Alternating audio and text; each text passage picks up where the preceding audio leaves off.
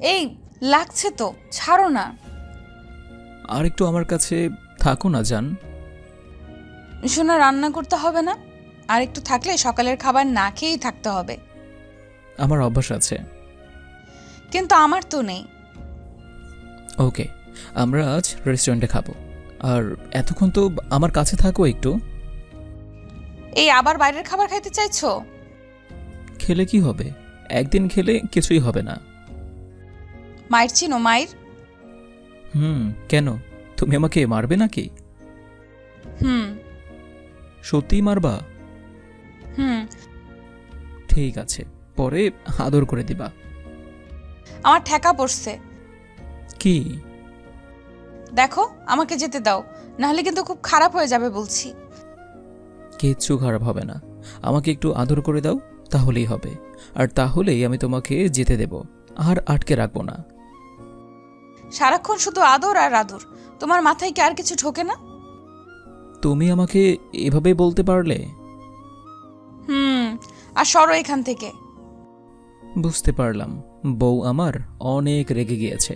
তাই আর কিছু না বলে ফ্রেশ হতে চলে গেলাম। বিছানা থেকে উঠে ফ্রেশ হয়ে রান্নাঘরে চলে এলাম। ও, আমাদের পরিচয়টাই তো দেওয়া হয়নি। আমি সাদিয়া, আর এতক্ষণ যার সাথে কথা বললাম সে আমার জুনিয়র বর সোহান। আসলে আমাদের লাভ ম্যারেজ হয়েছে, আর আমি আমার জীবনে খুব কষ্ট করে সোহানকে নিজের করে পেয়েছি। তবে আমাদের মাঝে প্রায় সময় এরকম খুনসুটি আর ঝগড়া লেগেই থাকে। তবে আবার কিছুক্ষণ পর সব ঠিক হয়ে যায়। যাই হোক, বাকিটা গল্পের সাথে থাকলেই বুঝতে পারবেন।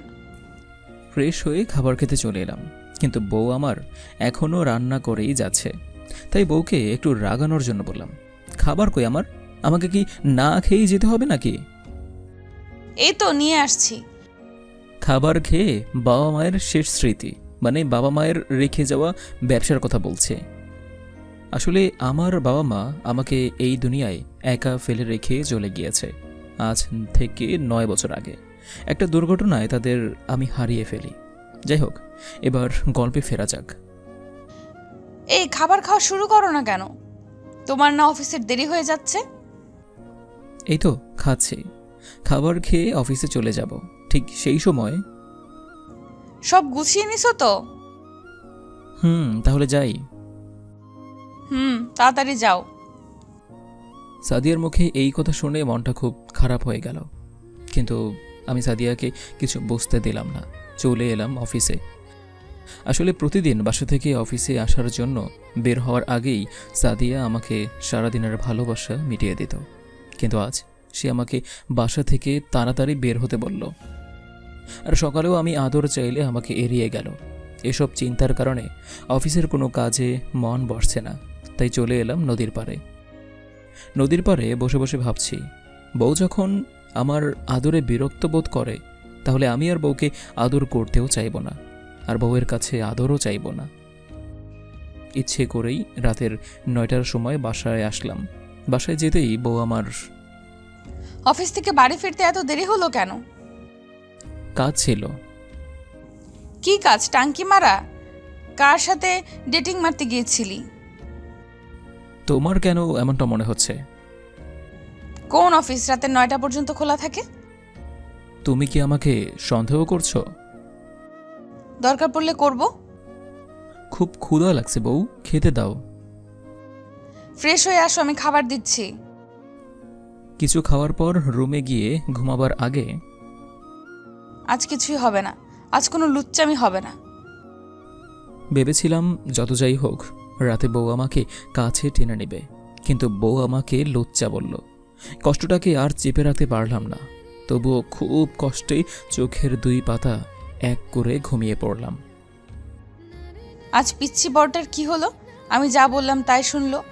প্রতিদিন না করার সত্ত্বেও জোর করে আদর করে নিত, কিন্তু আজ কি হলো?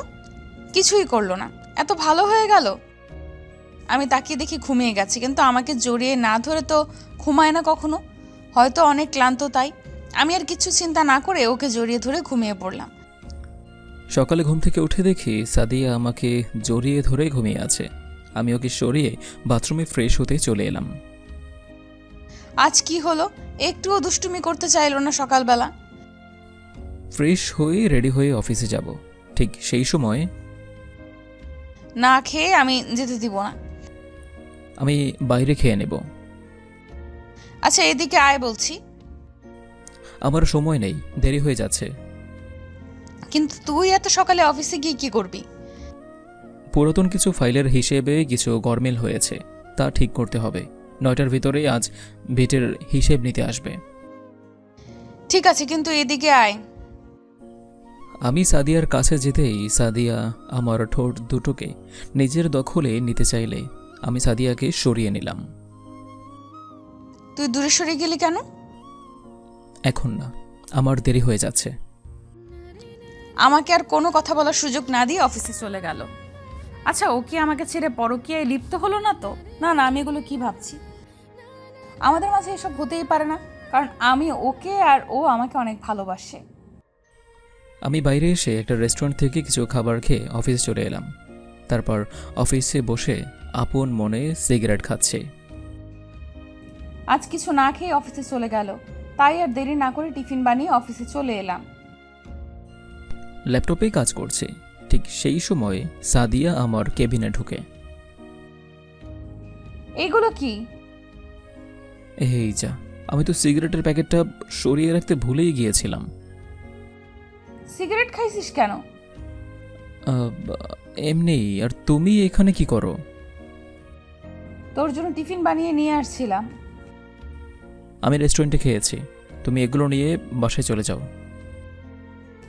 বাসায় খাওয়ার সময় তোর হাতে ছিল না, কিন্তু রেস্টুরেন্টে খাওয়ার সময় ঠিকই ছিল। দেখো, এখন এসব ভালো লাগছে না। ভালো তো লাগবেই না, আমি এখন পুরনো হয়ে গেছি না, আমাকে আর ভালো লাগবেই না। এখন বাইরের মেয়েদের ভালো লাগবে শুধু। তুমি যা ভাবতেছো তা না। আমি যা ভাবছি সব ঠিক ভাবছি। বল, আমাকে রেখে তুই কার সাথে রেস্টুরেন্টে খাবার খাইতে গিয়েছিলি? দেখো, আমি চাই না অফিসে কোনো সিক্রেট করতে। তুমি যা ভাবতেছো তা কিছুই হয়নি। সব পুরুষই এক স্বভাবের পুরুষ। পুরুষ জাতিটাই একটা লুচ্চা জাতি। ঘরে বউ রেখেছি, তুই না আমাকে ভালোবাসতি। মাথাটা নষ্ট করে দিও না তো। ঠাস ঠাস, তুই আমার জীবনটা নষ্ট করে দিছিস কেন? আমি তোমার জীবন নষ্ট করে দিয়েছি? ঠিক, আমিই তোমার জীবনটা নষ্ট করে দিয়েছি। তাহলে এখন কি করলে তোমার জীবনটা আবার সুন্দর হয়ে উঠবে? এখন তো বলবি, এখন তো আমাকে ছেড়ে চলে যেতে চাইবি, আমাকে ডিভোর্স দিতে চাইবি। তাতে যদি আপনার জীবনটা অনেক সুন্দরময় হয় তাহলে তাই হবে। আমি আর তোর মুখ দেখতে চাই না, চলে যা আমার চোখের সামনে থেকে। ও, এটা তো আবার তোর অফিস, আমি চলে যাচ্ছি। এখন তো চলে যাবেই। চলে যাবে যখন, তখন কেন এই অভাগার জীবনে এসেছিলে? আসলে আমার জীবনটাই এরকম, কেউ আমার কাছে থাকতে পারে না। সবাই শুধু আমাকে একা ফেলে চলে যেতে চায়। আমার অগোছালো জীবনে কেন যে এসেছিলে তুমি? আমার জীবনের একমাত্র আলোটা আজ নিভিয়ে দিয়েছে। সে বুঝিয়ে দিয়ে গিয়েছে সে আমাকে কোনোদিন ভালোবাসেনি। কেন ও এমন করলো আমার সাথে? আমি আর এই বাড়িতে থাকবো না, এক্ষুনি চলে যাব। এই একা জীবন আর রাখবো না, ঠিক করে নিলাম সুইসাইড করব। কিন্তু ক্ষণে ক্ষণে শুধু সাদিয়ার চেহারাটা ভেসে উঠছে, তাই ভাবলাম মরার আগে একটিবার তার চেহারাটা দেখব। তাই চলে এলাম বাসায়। বাসা থেকে বেরিয়ে যাব, ঠিক সেই সময় চলে যাচ্ছ তো যাও, আমি আজ আর আটকাবো না। তবে জেনে রেখো, তোমার জীবনে এক অভাগা ছিল যে কোনো দিন কাউকে ঠকায়নি আর ঠকাতে পারে না। বিশ্বাস করে কেউ ঠকে নেই, আর অবিশ্বাসের কথাটা না হয় আজ আর নাই বলে। বিশ্বাসঘাতকের কাছ থেকে আমার আর কিচ্ছুই শোনার নেই বলে বাড়ি থেকে বেরিয়ে পড়লাম। মরার আগে একটা চিঠি লিখলাম। চিঠিতে লেখা ছিল, আমার ভাবতেও অবাক লাগছে তুমি আজ আমাকে অবিশ্বাস করছো। আসলে আমার জীবনটাই একাকিত্বের, এটা আমারই দোষ। পারলে আমাকে ক্ষমা করে দিও। তুমি যখন এই চিঠি পড়বে তখন হয়তো আমি আর এই পৃথিবীর বুকে থাকবো না, চলে যাব অনেক দূরে। আর ভালোবাসি তোমায়, শুধু তোমায়, আর ভালোবেসে যাবো চিরকাল। পারলে আমায় ক্ষমা করে দিও। এতেই একটা লুচ্চা সুহান। গাড়িতে কিছু পথ যাওয়ার পর আমার আর ভালো লাগছে না, মনে হচ্ছে কি যেন আমি হারিয়ে ফেলেছি। কি যেন একটা হারিয়ে যাচ্ছে আমার এই জীবন থেকে। তাই ড্রাইভারকে বাসার দিকে গাড়ি ঘোরাতে বললাম। রান্নাঘর থেকে একটা ধারালো ছুরি নিয়ে এসে হাতের উপর চালিয়ে দিলাম। হাত কেটে রক্ত গড়িয়ে পড়ছে মেঝেতে। ঘরে ঢুকে দেখি টেবিলের উপর একটা চিঠি। চিঠিটা পড়তে আমার মাথায় আকাশ ভেঙে পড়ার মতো অবস্থা। পাশে তাকিয়ে দেখি মেঝেতে সোহান পড়ে আছে, আর সারা মেঝে রক্তে ভিজে যাচ্ছে। আমি তাড়াতাড়ি ড্রাইভারকে ডেকে নিয়ে হসপিটালে নিয়ে গেলাম। ডাক্তার 2 ঘন্টার পর আইসিইউ থেকে বেরিয়ে এসে বলে, সময় মতো নিয়ে আসার কারণে বেঁচে গেছে, চিন্তার কোনো কারণ নেই। কেবিনে দেয়া হয়েছে, কিছুক্ষণ পর জ্ঞান ফিরবে, চাইলে তখন বাসায় নিয়ে যেতে পারেন। ধন্যবাদ আপনাকে আমার কলেজাটাকে আমার কাছে ফিরিয়ে দেবার জন্য। এটা আমার কাজ, আর সব তো আল্লাহর হাতে। আমি কি এখন সোহানের কাছে যেতে পারি? কিন্তু উত্তেজিত করাটা ঠিক হবে না। তাড়াতাড়ি কেবিনে গিয়ে দেখি সোহান কেবিনে শুয়ে আছে আর জ্ঞান ফিরেছে। জ্ঞান ফিরতেই নিজেকে হাসপাতালে আবিষ্কার করলাম। আমাকে ছেড়ে যাবি, চলে যাবি এই পৃথিবী ছেড়ে? আপনি আপনি এখানে কেন? আর আমি বা এখানে আসলাম কেন? আমি আর বাঁচতে চাই না। আর একবার যদি বলেছিস আমাকে ছেড়ে চলে যাওয়ার কথা, দেখবি আমি চলে যাব তার আগে। আপনি কেন যাবেন? পৃথিবীতে লুচ্চাদের বেঁচে থাকার অধিকার নেই। আমাকে ক্ষমা করে দাও, আমি বড় ভুল করে ফেলেছি। ক্ষমা? আপনি কেন ক্ষমা চাইছেন? ক্ষমা তো আমি চাইবো আপনার কাছে। আমি আপনার জীবন নষ্ট করে দিয়েছি। না, তুমি কিছুই করনি, সব আমি ভুল করেছি। প্লিজ আমাকে মাফ করে দাও। এই কি করছেন কি? ছাড়ুন বলছি। আমি ভুল করেছি, আমাকে ক্ষমা করে দাও, না হলে আমি নিজেকে কোনোদিন ক্ষমা করতে পারবো না। পা ছাড়ুন বলছি। তুমি যদি আমাকে ক্ষমা না করো তাহলে আমি মরেও শান্তি পাবো না। আপনি মরতে যাবেন কেন? এখন কিন্তু বেশি হয়ে যাচ্ছে বাবু। আমাকে ক্ষমা না করলে আমি কিন্তু নিজেকে শেষ করে ফেলবো বলে দিলাম। না, এবার আর মুখ ফিরিয়ে রাখা যাবে না। এই পা ছাড়ো বলছি। না। পা ছেড়ে আমাকে একটু জড়িয়ে ধরলে অভিমানটা একটু কমতো মনে হয়, কিন্তু আমি তো লজ্জা, যদি অন্য কিছু করে ফেলি। ও মা! কথাটা বলার সাথে সাথে পা ছেড়ে আমাকে জড়িয়ে ধরল। বাবু, আমাকে মাফ করে দাও প্লিজ, আর রাগ করে থেকো না। আমি কি আমার বাবনের ওপর রাগ করে থাকতে পারি? একটু অভিমান হয়েছে আর কি। বাসায় চলো, সব অভিমান দূর করে দিব। বাসায় এসে আমি শুয়ে আছি। সাদিয়া খাবার নিয়ে আসলো। বাবু, খাবার খাইয়ে নাও। না, আমি খাবো না। কেন? আমাকে খাইয়ে দাও, তাহলেই আমি খাবো। ও আমার বাবুটা আমার হাতে খাবে বুঝি? সাদিয়া আমাকে খাইয়ে দিতে লাগলো, আমিও সাদিয়াকে খাইয়ে দিলাম। খাওয়া শেষে, বাবু কাছে আসো। না বাবু, আজ আমার শরীরটা ভালো নেই, আজ না। মনটা মুহূর্তের মধ্যে খারাপ হয়ে গেল, আর মনে হতে লাগলো এইভাবেও সোহানকে ইগনোর করতো প্রতিদিন। এখন কেমন লাগে দেখো। একটু জড়িয়ে ধরি। না, হাতে ব্যথা লাগতে পারে। ঠিক আছে। মনটা খারাপ হয়ে গেল, তাই অন্য পাশেই ঘুমিয়ে পড়লাম। বউকে কিস দিয়ে কি ভুল করলাম? না, আমাকে দেওয়া কষ্টগুলো একটু উপভোগ করুক। আমি সাদিয়াকে জড়িয়ে ধরে ঘুমিয়ে পড়লাম। সকালে ঘুম থেকে উঠে দেখি সোহান আমাকে জড়িয়ে ধরে ঘুমিয়ে আছে।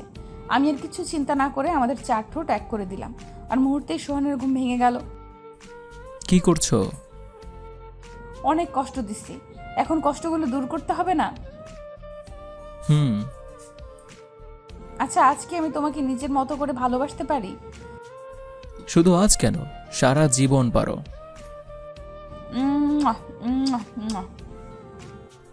আমাকে জড়িয়ে ধরে একের পর এক আদর দিয়ে ভরিয়ে দিতে লাগলো। কিছুক্ষণ পর, ফ্রেশ হতে যাবা না? একসাথে যাব না, আবার অবশ্যই যাব। ফ্রেশ হয়ে নাস্তা বানিয়ে দুজনে খেয়ে নিলাম। বউ আমার না খুব আদর পাচ্ছে। আমি কি না করেছি আদর করতে? না, তাহলে থেমে আছো কেন? আদর করা শুরু করে দাও। আর কথা না বাড়িয়ে 4 ঠোঁট এক করে দিলাম, আর সাদিয়াও আমার সাথে সাথে তাল মিলাতে থাকলো। এরপর হারিয়ে গেলাম দুজন সুখের রাজ্যে। এই আমার না একটা বেবি দরকার, তুমি দিবে? এত তাড়াতাড়ি? হুম। তাহলে আমাকে অনেক কষ্ট করতে হবে দেখছি। তাহলে আজ থেকে শুরু করে দাও। তাই করতে হবে দেখছি। তাহলে আবার হয়ে যাক। আবার? হুম। ঠিক আছে, তবে আপনারা এখন যেতে পারেন। এখন ইতিহাস গড়া শুরু হয়ে যাবে। তাই শুভ বিদায়, আসসালামু আলাইকুম। আর একটা কথা, যাওয়ার আগে একটা লাইক এবং কমেন্ট করে যেতে ভুলবেন না।